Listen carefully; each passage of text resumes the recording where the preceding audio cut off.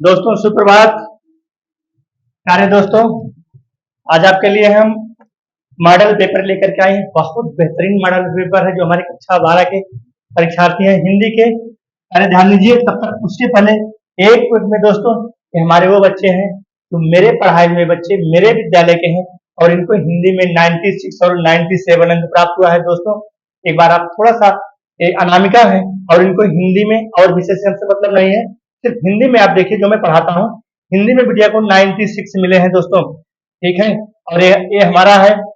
अगली हमारी बिटिया है आरती, हमारे विद्यालय का कोड है दोस्तों 54। ठीक है, 54 हमारे विद्यालय का डिस्ट्रिक्ट कोड है और 1486 मेरे विद्यालय का कोड है। इस बिटिया को यहाँ 96 मिला है दोस्तों। ठीक है, हमने कहा आपको दिखा दें कि बच्चे 96 और 97 अंक पाते हैं हिंदी विषय में। दोस्तों ये शिवानी प्रजापति है, यहाँ भी बिटिया को कितना मिला है, 96 अंक मिले हैं। ठीक है दोस्तों, इतना बेहतरीन पेपर आज आपके लिए हम लाए हैं दोस्तों। और एक स्वाति बिटिया है, इसको भी यहाँ पर 76 नंबर मिले हैं दोस्तों। और अगला है हमारा, ये हमारा है अगला हमारा है श्यामा देवी, इसको भी 76 अंक मिले हैं दोस्तों। बिल्कुल आप बने रहिएगा। और हमारे कौन है, शालू, शालू को मिले हैं दोस्तों 69 नंबर 69। और ये है सुहानी सरोज, दोस्तों सब रेगुलर बालक थे और इसको भी बिटिया को 96 अंक मिले हैं। और अब हम आ जाते हैं आपके पेपर पर दोस्तों, जो हमको सॉल्व करना है, जो आपके लिए आज हम लाए हैं बिल्कुल बेहतरीन पेपर दोस्तों। समय तो आप जान ही रहे हैं, 3 घंटे 15 मिनट अगर आज आप समय देते हैं दोस्तों तो मैं इतना बेहतरीन सॉल्व करा दूंगा। जो 4 ऑप्शन है वहां से 16-16 क्वेश्चन मैं आपको बना दूंगा। कितने क्वेश्चन बना दूंगा, 16-16 क्वेश्चन। लेकिन दोस्तों वीडियो पर आपको बने रहना है। यहाँ है, इसको तो आप पढ़ लेंगे कि जो निर्देश है 3 घंटे 15 मिनट। इसको थोड़ा सा हम ऊपर करते हैं दोस्तों। यहाँ पर लिखा है आचार्य रामचंद्र शुक्ल। ठीक है दोस्तों, क्या लिखा है, आचार्य रामचंद्र शुक्ल। तो आचार्य रामचंद्र शुक्ल का जो साहित्य का मौलिक उपन्यास है दोस्तों, ध्यान दीजिएगा, जो मौलिक उपन्यास है, ठीक है, किसने माना है, यहाँ पर आचार्य रामचंद्र शुक्ल ने। दोस्तों ध्यान दीजिएगा, अब आप वीडियो पर बने रहिए तो मैं अच्छे से आपको पेपर सॉल्व करा दूंगा। दोस्तों जरूरी नहीं कि प्रश्न यहाँ से प्रश्न पूछ लेगा, यहाँ से पूछ लेगा, यहाँ से भी प्रश्न का हमारे पेपर को सॉल्व कराने का मतलब है जो आपके 3 ऑप्शन है हम वहां से भी आपको बताएंगे। तो यहाँ पर रामचंद्र शुक्ल ने हिंदी साहित्य के प्रथम मौलिक उपन्यास निम्न में से किसको माना है, परीक्षा गुरु को माना है। परीक्षा गुरु है किसका, ये है श्री लाला निवास का। दोस्तों यहाँ किसका है, ये है श्री लाला निवास, श्री लाला श्री लाला श्री लाला निवास। ठीक है, इनका क्या है, ये परीक्षा गुरु किसका है, श्री लाला निवास दास का है। और कब लिखा था दोस्तों, 1882 में। यहाँ ये भी तो प्रश्न बन गया, इस बार पूछा है कि रामचंद्र शुक्ल ने हिंदी साहित्य का प्रथम मौलिक उपन्यास परीक्षा गुरु को माना है। तो परीक्षा गुरु किसका उपन्यास है, श्री लाला निवास दास का है। और एक लिखा गया था 1882 में। अब आते हैं भाग्यवती पर। दोस्तों भाग्यवती किसका है, भाग्यवती है श्रद्धाराम फुलौरी, श्रद्धाराम फिल्लौरी। नोट करना दोस्तों, श्रद्धाराम फिल्लौरी का क्या है, उपन्यास है। ठीक है दोस्तों, ये क्या है, श्रद्धाराम फिल्लौरी का क्या है, उपन्यास है। और कब लिखा गया था, 1877 में। ठीक है, मैं आपको एक साथ में कई चीजें क्लियर करा दे रहा हूँ, इस बात को देगा कि श्रद्धाराम फिल्लौरी का निम्नलिखित में से उपन्यास कौन सा है, भाग्यवती आपको। ठीक है, जो ऑप्शन में दिया है इसको प्रश्न बना देगा। अगला है चंद्रकांता संतति को, चंद्रकांता संतति को किसका है दोस्तों, क्या है, खत्री साहब का। किसका है, खत्री साहब का, बाबू देवकी नंदन खत्री का है। किसका है, बाबू बाबू देवकी नंदन खत्री का है। ठीक है, यहां से भी प्रश्न बन जाएगा कि चंद्रकांता संतति के लेखक कौन है, बाबू देवकी नंदन खत्री। और अगला है अनामदास का पोथा। तो अनामदास का पोथा किसका है, हजारी प्रसाद का है। किसका है, हजारी प्रसाद का है। क्या है दोस्तों, उपन्यास है। क्या है, उपन्यास है। इस प्रकार से 4 तो क्वेश्चन, एक तो आपका सही हो गया, यहाँ पर मैंने 3 क्वेश्चन और आपको दोस्तों करवा रहा हूँ। तो दोस्तों मेरे साथियों, टाइम तो आपको देना पड़ेगा। अगर बाई टाइम नहीं देना है तो आप बिल्कुल वीडियो को स्किप करके जा सकते हैं, बिल्कुल जा सकते हैं। इसमें कोई डाउट नहीं, क्योंकि मैं ऐसे ही सॉल्व कराऊंगा। दोस्तों नाटक नहीं है, यहाँ पूछा है नाटक नहीं है, ठीक है। तो नाटक कौन सा नहीं है भाई? ये तो गरुड़ध्वज नाटक है, आन का मान भी नाटक है, राजपूत भी नाटक है। ये है अपना अपना भाग्य। ये कहानी है किसकी है? जैनेन्द्र की है। किसकी है? जैनेन्द्र। अब यहाँ पूछ देगा कि जैनेन्द्र कहानी, जैनेन्द्र की प्रमुख कहानी या नाम दे देगा कि अपना अपना भाग कहानी किसकी है? जैनेन्द्र की है। राज मुकुट क्या है? व्यथित हृदय का है। एक नाटक है, क्या नाम है इनका? व्यथित, व्यथित हृदय। इनका व्यथित हृदय नाम है, ठीक है। और इसके बाद पूछा है गरुड़ध्वज नाटक, यह है लक्ष्मी नारायण मिश्र का। दोस्तों किसका है? लक्ष्मी नारायण मिश्र का, नोट कर लीजिएगा। ये किसका है? लक्ष्मी नारायण, लक्ष्मी नारायण मिश्र का ये क्या है? नाटक है, ठीक है। और इसमें राजा विक्रमादित्य और उनकी पत्नी के बारे में यहाँ पर इन्होंने लिखा है। और यह बचा क्या? आन का मान। आन का मान नाटक किसका है? आन का मान नाटक किसका है? यह भी नाटक है, इसका पता नहीं चला। और हमारा अब आ गया, हम अगला क्वेश्चन थोड़ा सा इसको ऊपर कर देते हैं दोस्तों, थोड़ा सा ऊपर कर देते हैं आपके लिए। स्वामी दयानंद सरस्वती की रचना, बहुत बेहतरीन आपके लिए मैंने प्रश्न लाया है दोस्तों, बहुत ही बेहतरीन प्रश्न है, ठीक है। क्या है? स्वामी दयानंद सरस्वती की रचना। तो स्वामी दयानंद सरस्वती की रचना जो है, स्वामी दयानंद सरस्वती की रचना, तुम कहां से आ गए भाई, हट नहीं रहे।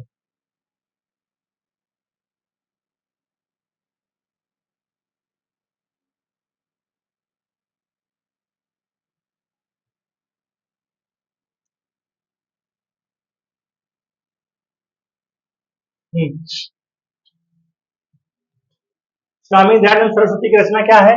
भूदान यज्ञ है। क्या है दोस्तों? भूदान यज्ञ है विनोबा भावे का, ठीक है। स्वामी दयानंद सरस्वती की रचना है सत्यास प्रकाश। क्या है? सत्यास प्रकाश, यह इनकी रचना है। अब भूदान यज्ञ किसका है? विनोबा भावे का है। इसको भी नोट करो, विनोबा भावे, विनोबा भावे की रचना है, विनोबा भावे की रचना है। विनोबा भावे कब लिखा गया था? 1956 में, ठीक है। स्वामी दयानंद सरस्वती की रचना है दोस्तों सत्यास प्रकाश, ये आपका राइट हो गया। अब भूदान यज्ञ किसकी रचना है? विनोबा भावे कब है? 1956 में। अब भोर का तारा, ठीक है।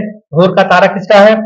भोर का तारा है जगदीश चंद्र माथुर का, जगदीश चंद्र माथुर, जगदीश, जगदीश चंद्र माथुर, ठीक है।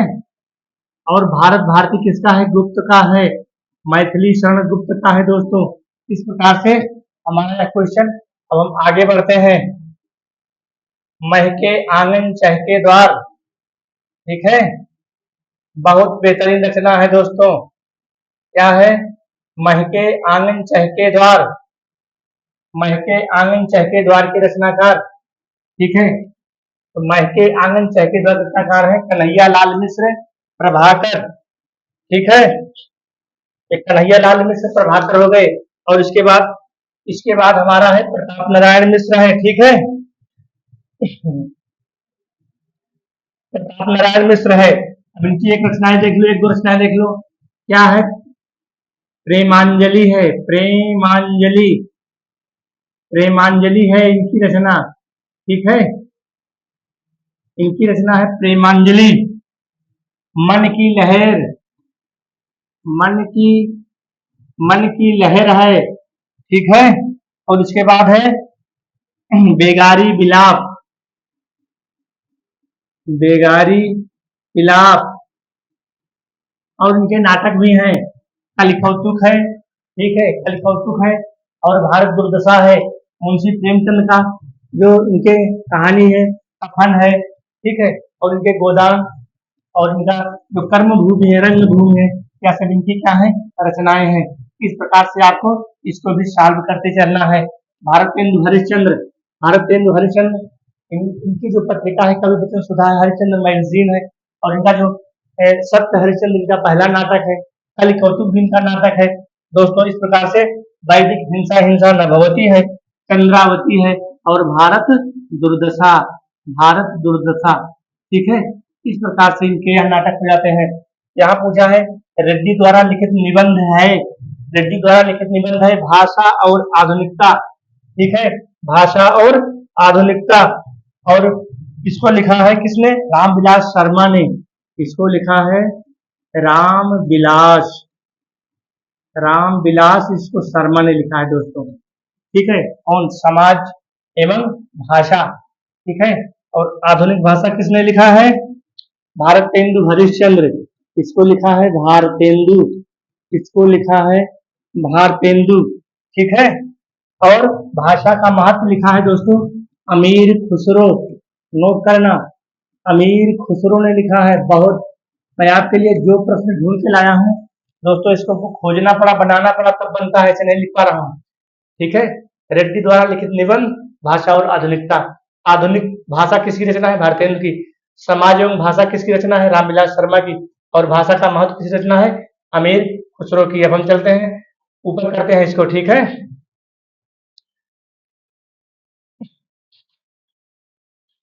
चलो भाई, ऊपर हो गया। भारतेंदु युग से संबंधित नहीं है।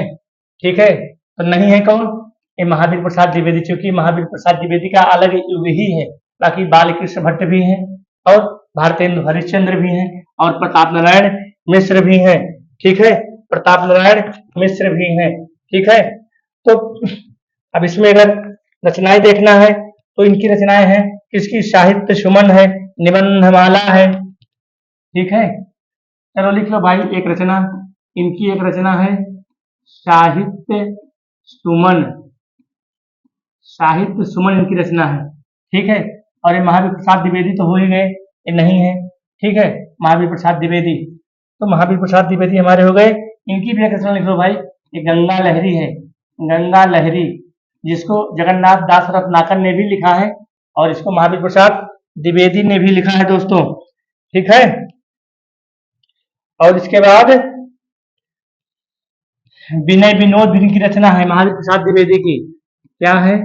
विनय विनोद, विनय विनोद भी की रचना है। ठीक है, और इसके बाद अगला हमारा प्रश्न है, भारतेंदु हरिश्चंद्र की रचना तो जान ही रहे हो, कलिका उत्तुक है, सत्य हरिश्चंद्र का तो उपन्यास है, भारत दुर्दशा है, और प्रताप नारायण मिश्र, पंडित प्रताप नारायण मिश्र, हाँ प्रताप नारायण मिश्र का भी देख लो भाई। ठीक है, राम की शक्ति पूजा के रचनाकार निराला जी हैं, जिन्होंने सरोज स्मृति लिखा है। और ये कौन है? मैथिली शरण गुप्त है। इनका महाकाव्य क्या है? साकेत है। साकेत में कितने सर्ग हैं? 12 सर्ग हैं। ये रामनरेश त्रिपाठी हैं। इनकी रचना क्या है? स्वप्न है, मानसी है, स्वप्न है, मानसी है। ये महादेवी वर्मा है। ठीक है, छायावाद की कवित्री है। इनका यामा है, निहार है, रश्मि है। ठीक है, यहाँ की काव्य रचनाएं हैं। हम आगे चलते हैं दोस्तों। इस प्रकार से हम एक एक प्रश्न को आपको कराते चल रहे हैं। ठीक है, एक एक प्रश्न को आपको हम कराते चल रहे हैं, ताकि आपको कोई भी डाउट ना रह जाए। थोड़ा सा भाई नीचे आओ। ठीक है, अगला हमारा है धर्म के प्रति आस्था, धर्म के प्रति अनास्था तथा शोषक वर्ग के प्रति घृणा किस वाद की प्रमुख विशेषता है? तो यह विशेषता किस वाद की है? प्रयोगवाद की है। ठीक है, प्रयोगवाद की विशेषता है, छायावाद की नहीं है। चितंबरा के रचनाकार, चितंबरा किसकी रचना है भाई? चितंबरा, चितंबरा है सुमिंद्रानंदन पंत का। इस पर इनको क्या मिला था? ज्ञानपीठ पुरस्कार। क्या मिला था? ज्ञानपीठ पुरस्कार मिला था। ठीक है दोस्तों, क्या मिला था? ज्ञानपीठ पुरस्कार मिला था। ठीक है, ये मैथिली शरण गुप्त है। इनकी प्रमुख रचना क्या है? साकेत है। भारतेंदु हरिश्चंद्र की प्रमुख रचना बता दिया, भारत दुर्दशा है, कल्पतरु के सत्य हरिश्चंद्र है, कविवचन सुधा और हरिश्चंद्र मैगजीन की 2 पत्रिकाएं भी हैं। महादेवी वर्मा की रचना आपको बता दें, निहार है, रश्मि है, और यामा है। यामा पर भी महादेवी वर्मा को क्या मिला था? ज्ञानपीठ पुरस्कार मिला था। किस रचना पर मिला था? यामा पर। क्या मिला था? ज्ञानपीठ पुरस्कार मिला था। ठीक है, अगला क्वेश्चन देखते हैं।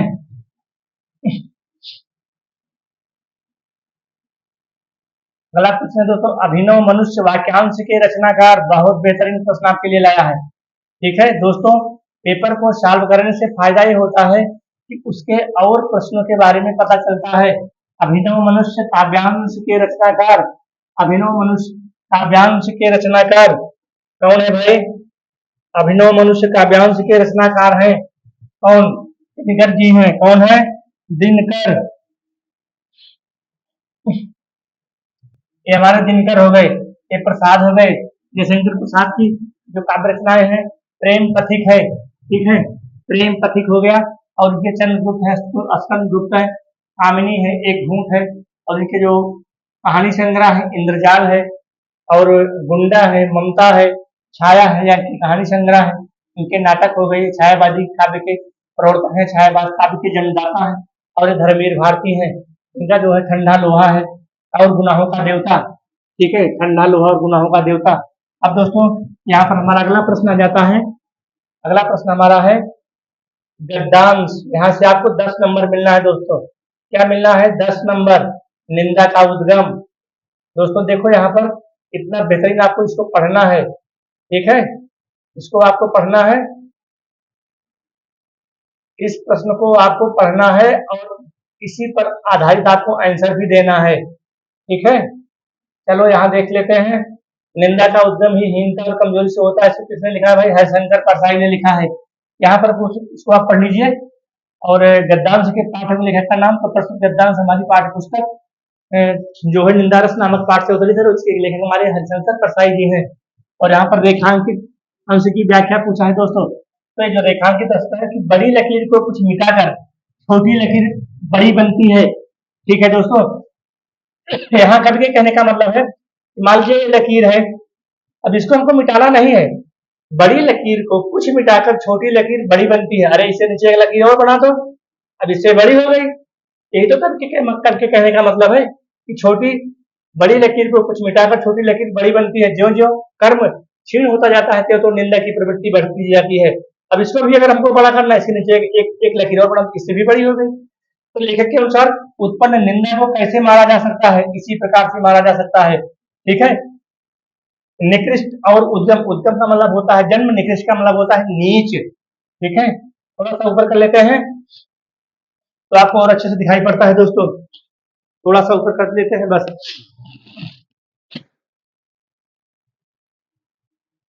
उपयुक्त गद्यांश में लेखक ने किस शैली का प्रयोग किया है?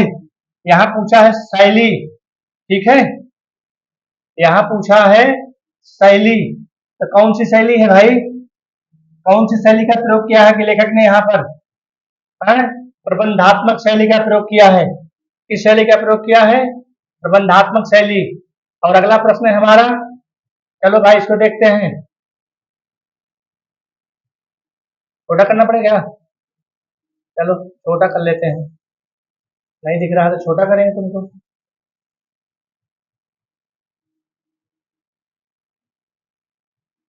यहाँ पूछा है, मैंने बहुतों को रूप से पाते देखा, बहुतों को धन से और गुणों से भी, ठीक है। ये रॉबर्ट नर्सिंग होम का है, रॉबर्ट नर्सिंग होम दोस्तों, रॉबर्ट नर्सिंग होम पाठ का है, रॉबर्ट नर्सिंग होम ये पाठ का नाम है। और होम, और इसके हैं कन्हैया लाल। कौन है? कन्हैया लाल इसके लेखक हैं, ठीक है। यहाँ भी आपको प्रश्न को पढ़ना है। और यहाँ पर पूछा है मुझे फूल मत मारो, किसकी रचना है दोस्तों? यह है मैथिली शरण गुप्त की रचना है। यहाँ भी आपको ऐसे पढ़ना है और आपको ऐसे ही आंसर देने हैं, ठीक है। अब इसको हम थोड़ा सा ऊपर कर लेते हैं।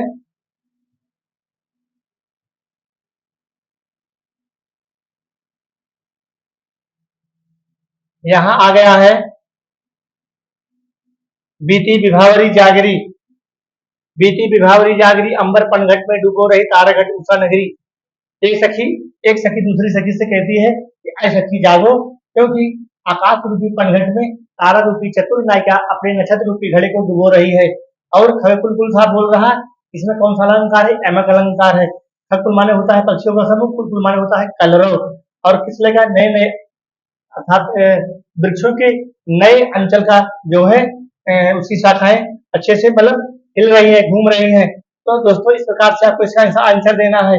उपयुक्त पदांश का यहाँ पर पूछा है, क्या पूछा है?